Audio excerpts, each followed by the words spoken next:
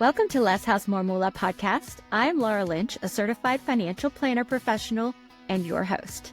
For me, alternative or tiny living is more than just a lifestyle of minimalism or lower cost housing. It allows me to live a life aligned with my values. And as of October 2024, it also allowed us to become 100% debt and mortgage free. If you are looking for alternatives to the conventional path because you want to be more financially resilient and kinder to the earth, you have found the right podcast. So hit that subscribe button because new episodes are out every Thursday. Well, Sigi Koko, thank you so much for jumping on to record with me on Less House, More Moola podcast. Thank you for taking the time. It's absolutely my pleasure. I'm so happy to be here. Yeah, you are a woman chasing a certain passion of mine around natural building. I love to study this stuff. First started with permaculture and now kind of in the Adobe space here in New Mexico. And so I am just so excited that you've been doing this for so long and teaching so many other people and even reframing the narrative around it. Well, that's the goal, is to make it as accessible as possible and ultimately make people like me irrelevant because we've made the information so ubiquitous. So thanks. Well, please go ahead and introduce yourself and share a little bit of the story of how you came to natural building. Okay, so I'm Sigi Koko. I am an architectural designer, and I design exclusively natural buildings. And what that means to me is using the materials that you have available locally in abundance that you can harvest without harm, and using those materials to create healthy, energy efficient buildings, which is how we used to build, right? This was normal. This used to be normal. And so how I came about it was actually in architecture school. I had a professor who taught a course on indigenous architecture around the world. And she would teach it by putting up a photo of a building. It could be a residence, it could be a temple, but it could be a grain storage facility. It could be, or building, right? It could be a chicken coop, whatever it was. She would put up the building. She would say what the use was, what the climate was, what the materials that were available were, and why was it built the way it was because of all of those factors. And I was just blown away. They're simple but beautiful buildings. And I was like, this is how we should still be building. Right. And she's coming at it from a historical perspective. But to me, I was like, well, why are we throwing that out the window? Let's bring that back. So that was kind of how I got into natural building, is just sort of incorporating that concept back into how we design buildings today to be in the ideal world. You should be able to look at a building and tell that it's a hot climate, tell that there's water scarcity, tell that it's a cold climate, right? You should be able to read that in the architecture. And we've left that go and we rely on systems instead. And that means energy instead. So anyway, yeah. And I come from a background of really practical women. So I also just, to me, that's way more practical. So yeah, that's just how I got there. It's really ties into a book I'm reading right now about regenerative business. That's actually the name of the book. And it's really talking about working with nature instead of against nature. In this context, in the book, it's in business, but in building, we have been, like so many other areas of our life, working against nature with our buildings. I notice this so much now that I have learned a bit here and there and designed our tiny home, which I'm, standing in. And even in those early days, before even my permaculture class, right, I was thinking about the solar aspect of the house, right? And I've learned so much since then. And now it's so interesting when I drive from New Mexico to Colorado, I can see the divide. In New Mexico, the legacy, the heritage here is to build with solar aspect often. And then as soon as you get up into Colorado where the history patterns are different, you see that the windows are facing north instead of south, and everything is built completely, totally ignoring this big ball of warmth that's passing through the sky in the wintertime. And I just think it's so interesting how we just sort of forgot. Like we forgot how to build with nature. And so now here you are trying to teach people how to build with nature again. So, as you've been doing this for all these years, what changes have you seen? What shifts have been taking place with the people that you're helping, or maybe the technologies or what have you? Yeah, I would say, I would say actually the biggest shift is the baseline knowledge that more people have now than when I began. When I began, I would have to start with explaining, okay, this is what a straw bale is. This is what clay is. I would have to have a conversation with every single building official. So I would make a meeting at every new county that I would work in, make a meeting, have everybody come, and I would explain to them natural building for an hour, right? I don't have to do that at all anymore. And just the baseline knowledge that people step into, I feel like there's at least exposure. It used to be the only natural building, at least in the US, that most people were familiar with would be Adobe, which, you have in abundance in New Mexico. And beyond Adobe, there's no, whoop, blinders. And so knowing that there's such a thing as hempcrete and straw bale and living roofs and clay plasters and lime plasters, right? Sort of that lexicon of materials that are in most natural buildings, the knowledge base is more broad. And that's with professionals and with homeowners. And that then means you're not trying to talk someone into it. You're just, which to me, that's a big ask. You're taking someone who's curious and answering their questions that might give them reservation, right? So maybe, for example, they are intrigued by the notion of a straw bale, but they have heard that you can only do straw bale if you're in Arizona or New Mexico or somewhere dry, right? And so then they have a question. Well, can I do it if I live in Pennsylvania? Well, yes, you can. And here's how, and here's why. And so then it's a dialogue about curiosity and answering questions that give people then the tools to say yes, as opposed to just if you only have a few minutes of someone's time and you're explaining what it is instead of why it's viable, it's a different conversation, right? And so to me, it gives me hope that we're close to a tipping point where you can get mass acceptance, if that makes sense. I'm so glad for you that you got to move past education and on to implementation. When do you think that shift happened? Like, was it you were in this for 10 years and you were still educating, educating, educating, and now you're implementing? Or kind of when do you think that tipping point happened? I wouldn't say it was necessarily a tipping point, but a graduation. Hmm. Um, and to be clear, I still educate because I'm an educator at heart.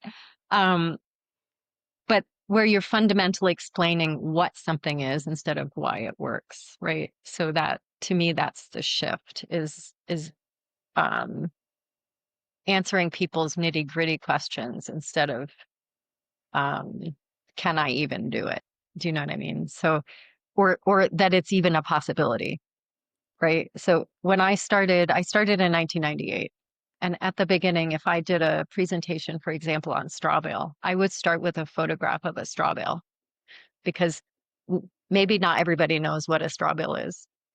And then I would show a house, like this is the straw bales installed in the house, right? And now I start with straw bale is a great insulator. Like I start right with the facts. I don't have to go through the basics anymore because if I did that, everybody would be bored and leave because they already have been exposed to it. So to me, that's the shift. It's like where in that continuum of knowledge about any given natural building material We're not starting at the beginning anymore. We're starting somewhere in the middle and then moving toward higher knowledge instead of baseline.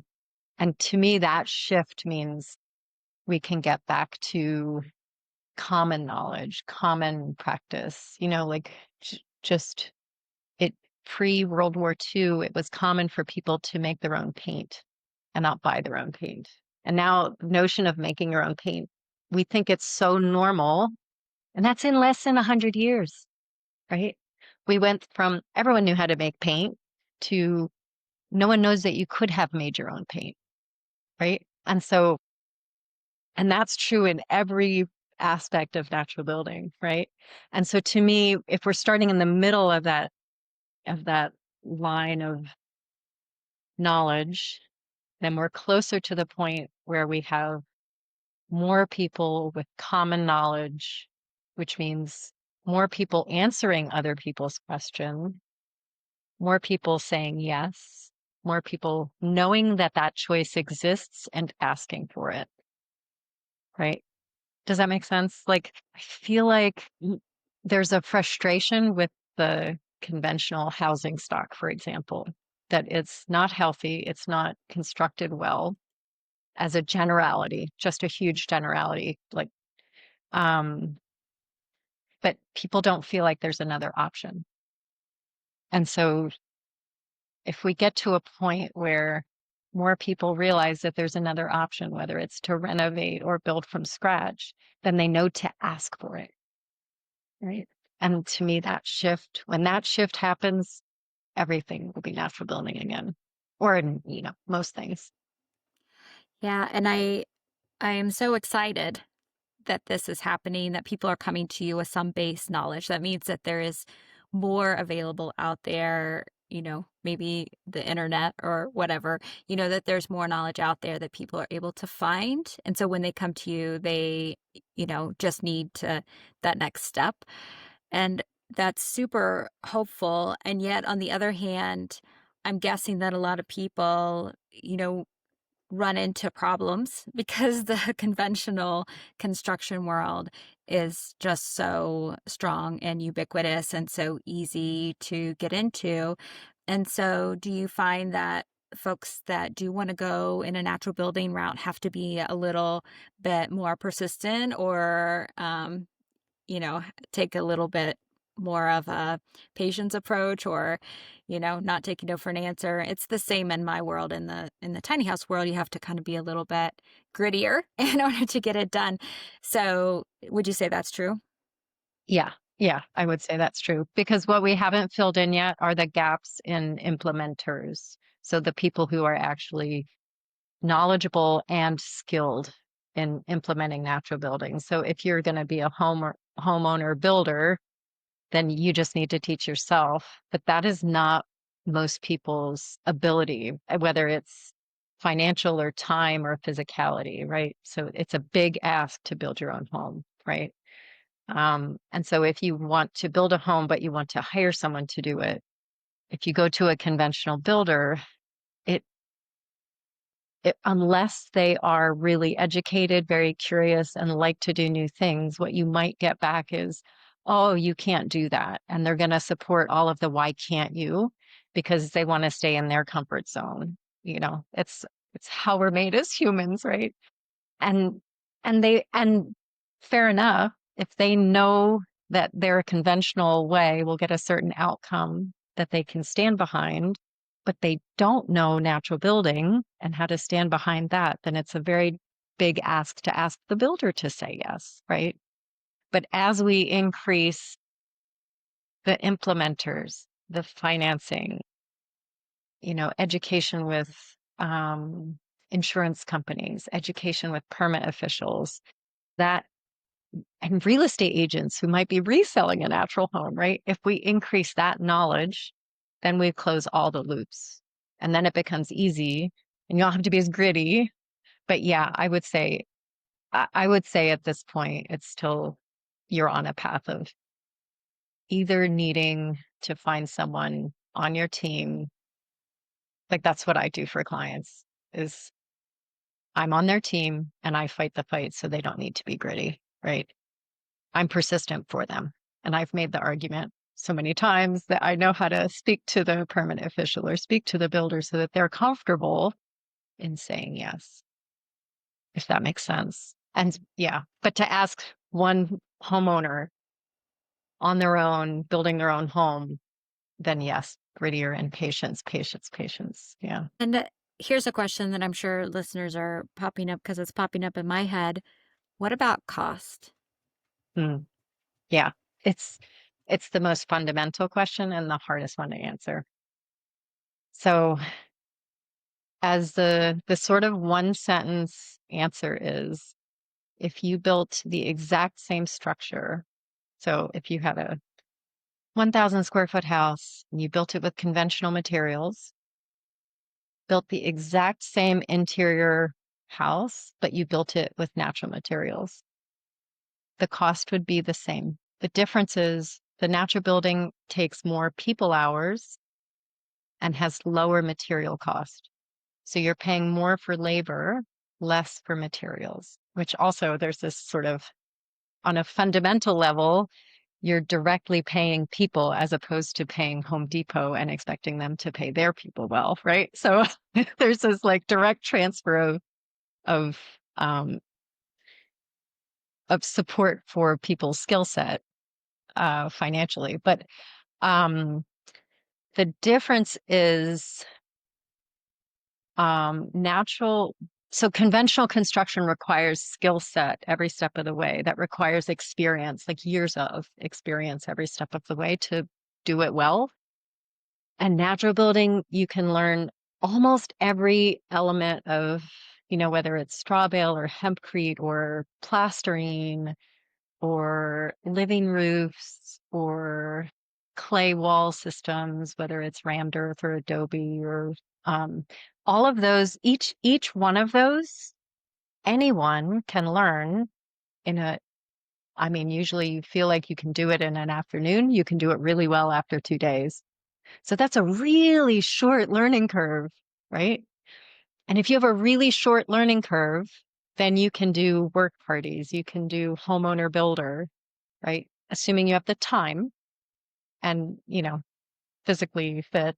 But that gives you then an opportunity to meaningfully replace skilled framers and um, conventional drywall installers and, the sort of the things that require a skill set in conventional construction. You can do it yourself. And so then you can actually start saving money for the exact same home. But if you pay someone to do it, it would be the same, but you'll have a higher labor cost and a lower material cost. Yeah, that makes so much sense. And I love the fact that you point out that, at least the walls and the floors and maybe the roof, right, is something that you can participate in and that you can build community around. I'm sure that that too is both a benefit and a challenge when it comes to modern people. Like, who are you going to invite to your work party? Yes. Yeah. Yeah. Awesome. So, uh, kind of simplify it. Who is natural building for? So, who do you like in the, wide range of people that run around these days that are looking for, a home or constructing a home? Who is a good fit for this? Dreaming of an unconventional life? You listened to the podcast, you devoured the YouTube videos, but have you actually taken action yet? It's easy to get lost in research and inspiration. We all have the ability to piece together our ideal life, but getting started is often the hardest part, especially when it feels complicated and overwhelming. My mission around here is not just to provide the education and inspiration you need, but also to guide you step by step to take real tangible action. If you're ready to transform your vision into a practical action and a money plan for your unconventional life, let's connect. It's time to visit the Tiny House Advisor to book your call. I mean, anyone. I've never, I mean, who would it, I would almost ask who would it not be for? Do you know what I mean? And I can't think of who it wouldn't be for. The thing like I'm sitting a room with clay plaster on the walls. And like if I tip you a little bit, you know, this little curvy piece is all um it's wattle and daub, which is the oldest of all the natural building methods. It's vines that were killing trees in our forest that we removed from the trees to save the trees, and then we wove the vines around some vertical poles and then covered it in clay that we dug out of the yard, and then we plastered the whole thing. So it's literally from right outside put in the wall, and it covers so it covers some air conditioning supply line, right? So that's natural building, and that's in an existing house. Um, and it's it's beautiful when it's done, and it feels good. And the clay, when you have clay finishes, the clay regulates humidity, it regulates temperature, and it absorbs and locks in airborne toxins, so chemical toxins like VOCs. And whether you know that or not, when you step into the space, you can feel it. Even if you're not a woo-woo person at all, if you're, just a normal human walking around the world, when you step into a space that has natural plasters on the walls, just that, you can feel the space is different. And when you touch the wall, it's tactile in a different way. Like I don't look at a drywall wall and want to pet it. And the clay walls, like you want to pet them, they feel good, you know? They're ambiently warm. It's not flat latex paint. That's if you want a variation in the look, you have to kind of do a faux finish. It's just plastered. And because it's plastered and the trowel going over the plaster changes how much pigment draws forward, even a perfectly flat wall has visual variation in it. And so I think it I think just even on that level, just thinking about clay plaster finishes, which could be in any home at all. I have yet to meet a person who has walked into a space that has clay plaster finishes and doesn't just go, "Oh," or sigh. You'll hear people just sigh. And they're not, you're not thinking about it. I hear it because I listen for it every time. Um, I mean, I've had the extreme where someone walked in to a room that had a clay floor, clay plastered walls, passive solar. So it had like the sunlight coming in from the south windows, and started weeping because what is possible just shifted, right? That question of what is possible just shifted. So to me, it's for everyone. Um, and I would say the challenge would be someone who doesn't want to do it themselves at all, like they have no desire to participate, which fair enough, I don't say that judgmentally. Um, then that person either needs to find someone with the skill set for whatever they want to do, whether it's straw bale or plaster finishes, or they may have to pay someone extra. So it may cost more to pay someone to get educated on their own. Does that make sense? So I would say that would be the most challenging group of people is people who don't want to do themselves, but also have a really low budget.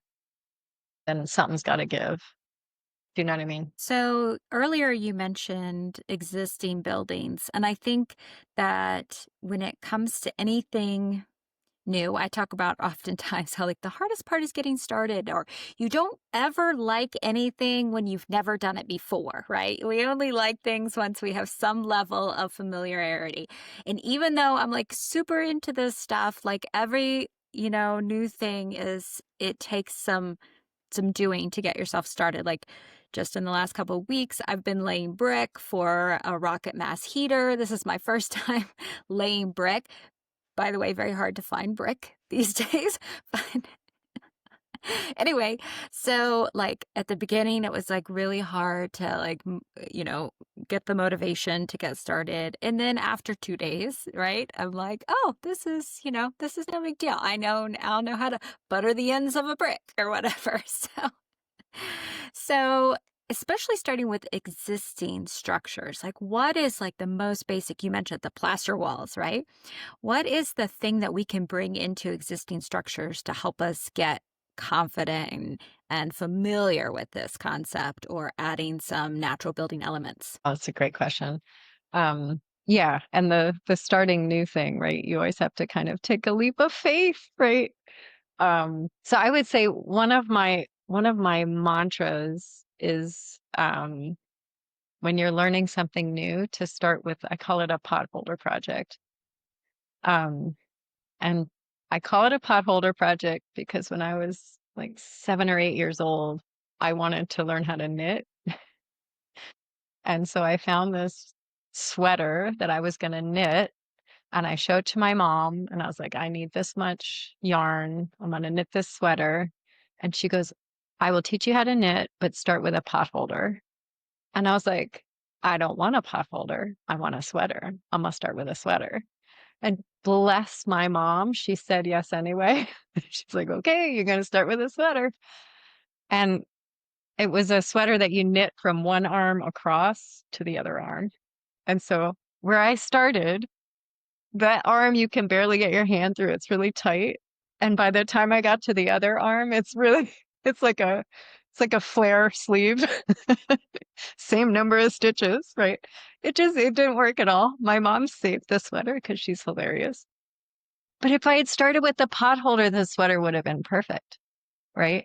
And so, and she was like, okay, well, if you're going to learn this the hard way, I'm going to let you, which bless her, I did. Um, but if you're doing it on your house and that learning curve is scary at all, then you really do want to start with the potholder.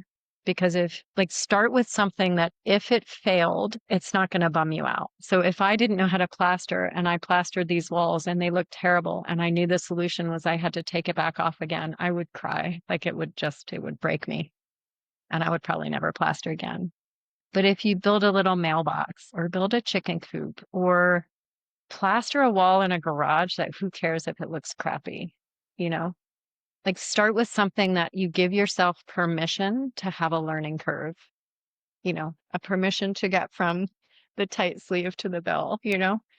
Um, so that's the first thing to me that addresses this sort of that fear of starting. So start on something that you don't have an emotional attachment to the outcome. And then I would say, absolutely, positively, anyone could put natural paints and natural plasters in any space they are in, bar none. Natural paints are really, really fun. So there's clay-based paints, there's milk-based paints, there's linseed oil-based paints, there's egg-based paints. So there's all these different natural binders in nature, and you can use them to make paints, just add your own pigments. They're appropriate for different kinds of finishes. Um, Kids can do it. I I did a conference once where I was outside and I just brought a whole bunch of eggs, and the kids would come and just make little egg tempura paint and then paint on paper and stuff. And it was very popular with the children, right? But it's that easy. Like a 3-year-old kid can make paint, you know? So so that's one that you could put anywhere, anytime. And it can be as simple or as fancy as you want it to be. So there's clay paints that you can apply and then polish, and they look really smooth and shiny. Or there's milk paints and egg paints that you apply with a brush, you know, all natural, breathable. Um, So I would say that's probably the simplest entree, um, and also the simplest to do a test with because you could always just paint on paper or a sheet of cardboard and then put it in your recycle, you know. Um, and then plasters, I think, would be then the next level. And so you could replaster if you have drywall walls and you don't like having the drywall. Um, the big example to me is clay plasters in a bathroom. If you have drywall with latex paint and you take a really hot, humid shower and if it's chilly at all, the humidity from the shower actually condenses on the latex, on the surface of the latex. And then you might get mold and mildew in that top corner where the wall meets the ceiling, for example. You might even get it under ceiling paint in the drywall ceiling. And that's just because the water condenses on the latex because the latex is an absorbent. So if it's cool and not absorbent, it's going to condense on there. Just like the mirror when you get out of the shower and you can't see in the mirror because it's all foggy. That's condensation from the. If that same bathroom, you put a 1/4 inch of plaster, clay plaster, on all the walls that aren't inside the shower, take the same shower, humidity in the space, the clay absorbs the humidity. So it doesn't condense anywhere as a liquid. It's just absorbed and then it releases for the rest of the day. So absorbs when you take the shower, releases. And then when you get out of the shower, you would notice it by looking in the mirror and being able to see yourself because there's no condensation on the mirror and you wouldn't have any mold or mildew, right? And so that might be, unless you have a fully tiled bathroom, if you have drywall in your bathroom, that might be a great starter project because it's little, it's doable. I mean, maybe a holder first, garage wall first, and then the second wall, bathroom, right? And then you get a benefit right out of the gate from introducing a natural material into your space. Yeah, this is a revelation to me.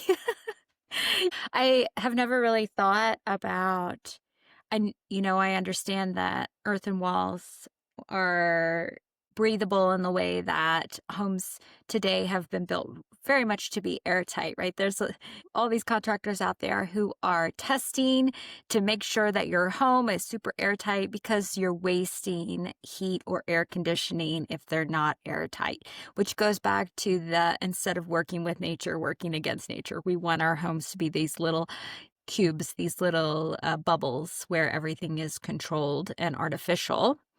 And yet, if you work with nature, then you're going to have a more breathable space. And it's just very interesting because I've never really thought about how the surface of your wall could help regulate humidity and help with that challenge of mold and mildew. So that is fascinating. Thank you for sharing that. Are there other ideas that you have about existing buildings? I mean, it depends sort of how radical of a renovation. We are currently, we have embarked on a pretty radical natural building renovation, and we've done things like,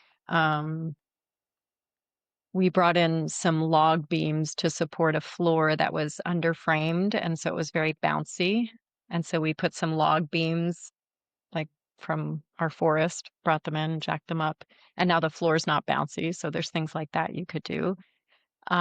There's various insulations. So if you're going to improve insulation in your home or replace insulation that's toxic in your home, there's um, there's both manufactured and from nature insulations that you can do. So the sort of DIY ones would be hempcrete, which is a hemp hurd with a little bit of lime coated on it, so a lime plaster. Well, it's actually just lime putty, and it coats the hemp hurd sort of like granola and yogurt. And then when you squish it into a wall, the lime glues all the herds together, but it keeps air pockets inside. And so it becomes an insulating material that also mice can't come through and humidity can travel through, but liquid water can't. Um, when you plaster the sides, it's also prevents airflow differences. So you don't get the energy issue of airflow through the wall. So hempcrete is one, straw bales are another. Um, there's light clay straw, but that's kind of complicated, but it's similar idea to the hempcrete, but it's straw with clay coating and then tamped into a wall. And then there's manufactured products, like there's hemp bat insulation, there's um, wood wool bat insulation, which is from um, the refuse from mills, and they take the sawdust, and they make other insulation materials out of it. So there's healthy, natural, or sheep's wool, right? Sheep's wool is pretty fundamental. Um, so there's different insulation materials you could do. There's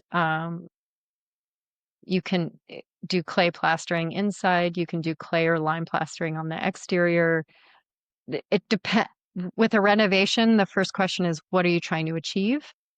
And then what is the most natural solution to that? And part of that answer will always be, what is going to be my involvement?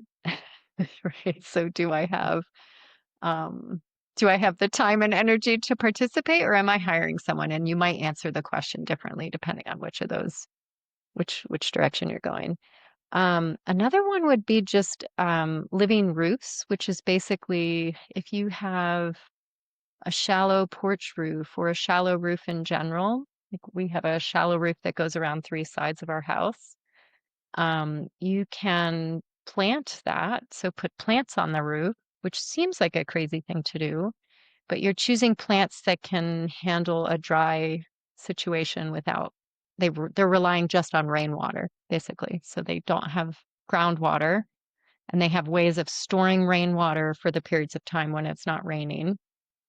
And that helps the plants when they're fully covering your roof. They help keep the space below cool because the plants are trying not to boil in the sun, and they do that by evaporating moisture. And that evaporation cools down your whole roof surface all summer long. And then in winter, it's not doing that because they're not trying to um, stay alive from the sun. So they're kind of dormant. And so in winter, it just gives you a buffer. So it helps improve whatever insulation you have below. It helps it not have as radical a temperature change between inside and out. And so that's one that's also, especially if you're in an urban situation, most roofs in an urban situation are flat. So if you have a row home in Philadelphia, you could put a living roof on that. So there's a gamut, and it depends how radical of a renovation are you doing? Are you just changing finishes, or are you changing structure, or are you re-insulating the walls? Are you gutting it? Right. And depending on how radical you're being, will open up different doors of what you could do. But kind of sky's the limit. Yeah.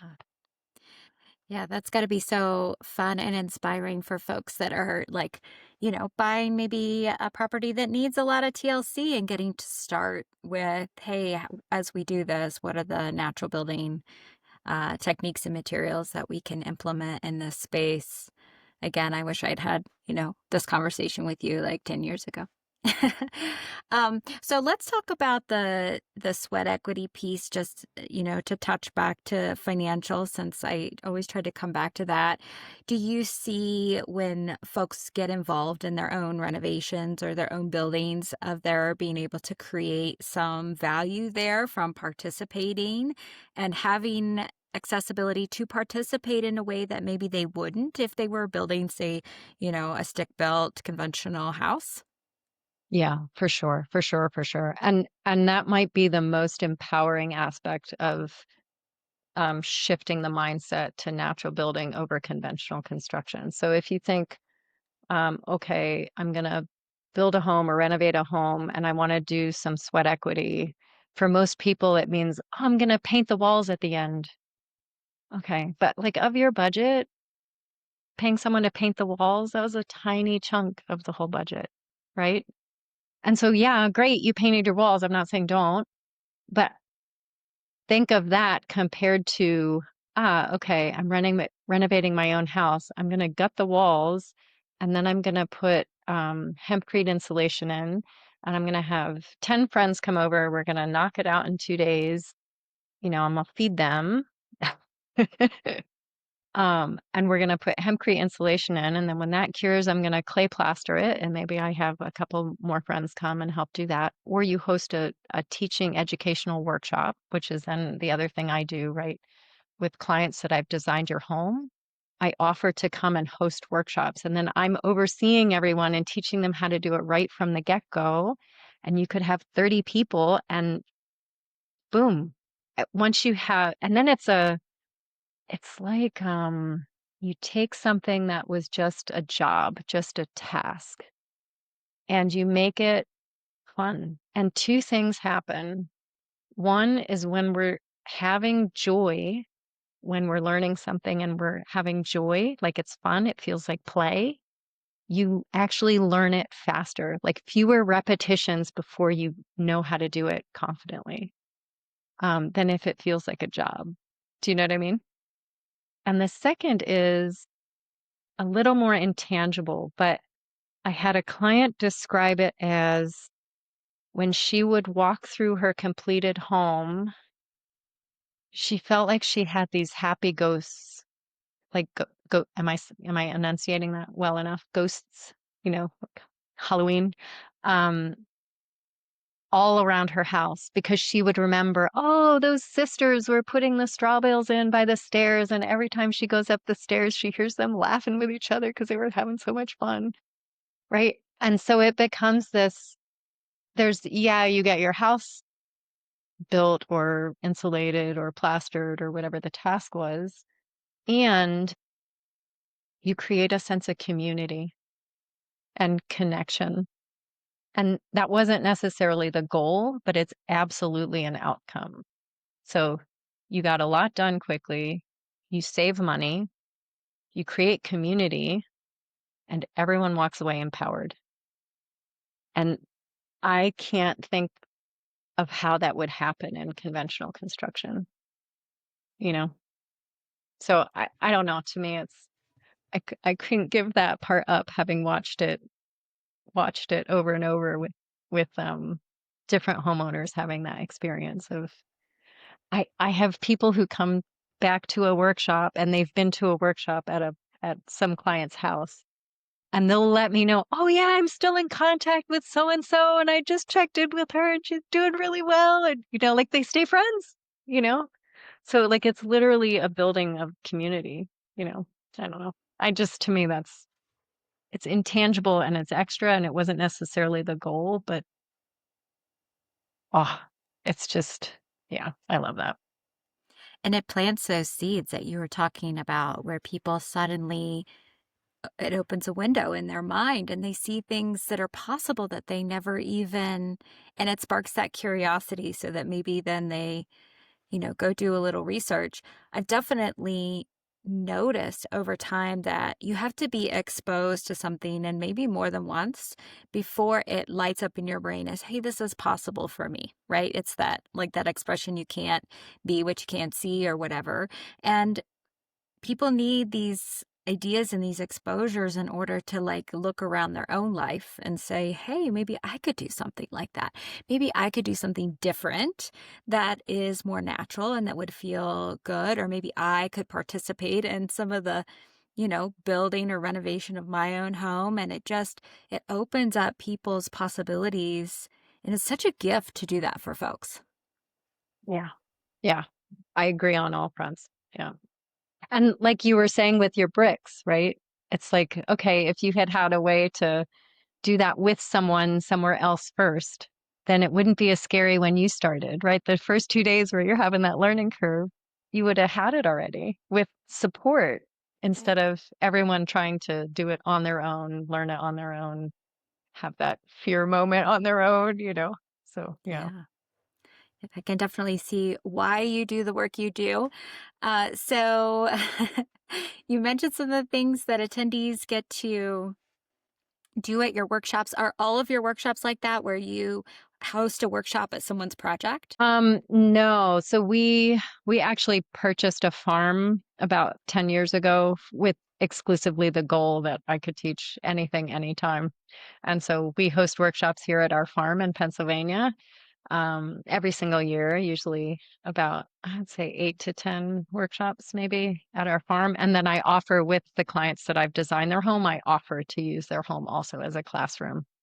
So yeah, both venues happen. So let's zoom out a little bit and just think about this moment in history. Why do you think that where we are in our world today makes this idea of natural building so important?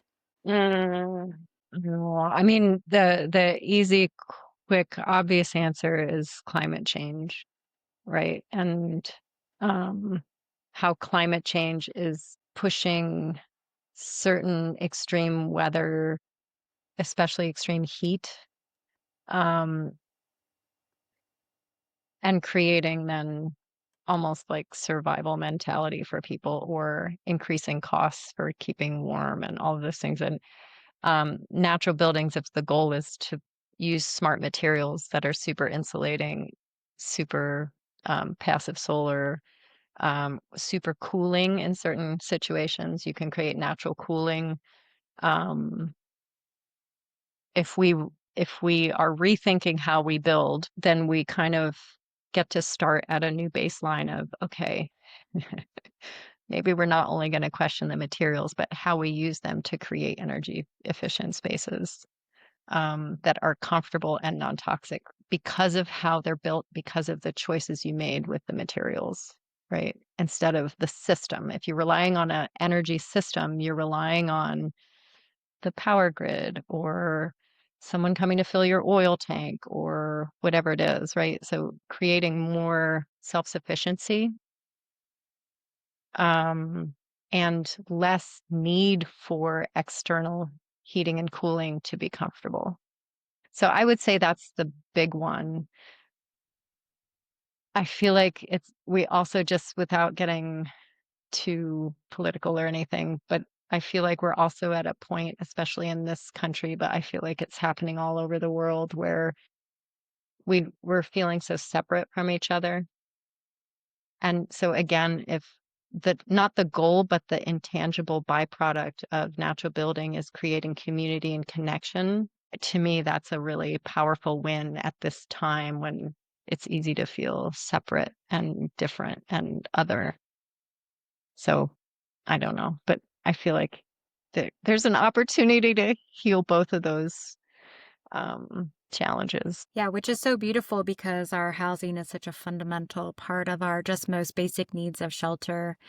And it has been so, housing has been turned into such a commodity and such such a disposable thing in our world where everyone views their house as an investment and they view it as an investment within, the housing market and their home equity. And they don't necessarily think about it in terms of the quality of their life and the way that it adds value to their life beyond just the fact that they might sell it one day and make some money on it, or they might be able to use it to buy their next biggest house or next bigger house. And I was just recently kind of refreshing my memory of the 10 forms of capital that's discussed in the permaculture principles. And your built capital, like homes and buildings and, maybe equipment or what have you, has its own form of value in your life. And so if we think about our home as part of our wealth complex of our of our total wealth picture and the way that we create it and the way that it can pay dividends to us in terms of, hey, I don't need as much heat resources from the grid or from the oil company because I'm creating my own heat because of the solar aspect of the home or the thermal mass of the home, as in Adobe construction, then it's paying me throughout my life. And if I ever, someone else ever buys it, right, it's creating, some built wealth, some built capital for them too. And I wonder if you kind of think about it in those terms, when you're helping people design their home about how that it plays into their entire abundance picture Mm. of their life. I mean, that's a really good point. I have to admit, I I haven't thought about it that way, but I love that point and fully agree and embrace your point. Yeah, I agree with you 100%, but I can't admit that I've been thinking about it. Yeah. Well, it's kind of an obscure, concept, but It's I not that really, obscure though. I mean, if you build an energy efficient home, you can get a higher you will qualify for a higher mortgage because they know your bills are going to be less. So they know your ability to pay per month on that mortgage is higher, right? So it's not out there at all. Like it's yeah, I think that's pretty spot on and should be part of everyone's thought process. So yeah, yeah. I love it. So, Siggy, where can folks find your work, find out about your workshops, get in touch with you, all those things? Super. So I have a website and that is buildnaturally.com. And then there's links to social media there, but I'm on every platform. I think I'm at Build Naturally. So Facebook, Instagram. I don't really use Twitter, but Facebook, Instagram, Threads is the primary places that I post social media. Awesome. Well, thank you so much for having this, really great conversation about natural building, the work you do, and how people can, just get started in, a very potholdery kind of way and think about their home projects as they're renovating or making changes and for sure building new homes, all of which can be done with more natural materials and creating extra value by not being so reliant and all of that. I think that was super helpful. Oh, super. Oh, it was really nice to talk with you. I love your style and your perspective. So thanks for that. Thank you. Less House More Moola podcast is created, hosted, and produced by me, Laura Lynch, here in my tiny house. I'm so grateful to you for being along on this journey with me. We are not alone in wanting to live a life that is more gentle on our earth and provides us with financial freedom. So when you have a conversation with someone else considering what alternatives are out there, make sure you share this podcast with them. Let's bring them along with us. Please see the show notes for an important disclosure regarding the Tiny House Advisor LLC in this episode.